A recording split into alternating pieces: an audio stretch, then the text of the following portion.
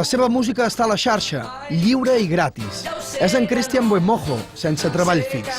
Permet que altres utilitzin les seves creacions, fins i tot amb finalitats comercials.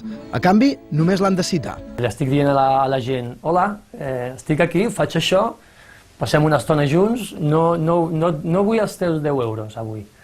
No? Avui no els vull. És només això, el primer dia quedes bé i després ja en parlarem. En 3 anys l'han escoltat 80.000 persones i li han sortit concerts.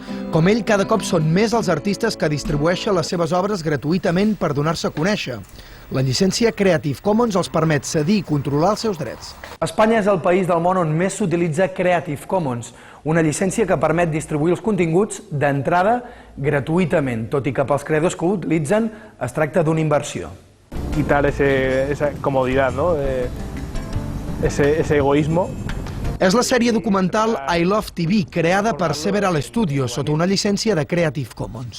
En comptes d'invertir en publicitat, la publicitat es fa sola perquè el producte es veu, es mou per la red. A Barcelona organitzen un festival de cinema pioner, dedicat a les pel·lícules distribuïdes amb Creative Commons. La digitalització fa que es trastoqui totalment l'esquema de la indústria, com a mínim cultural.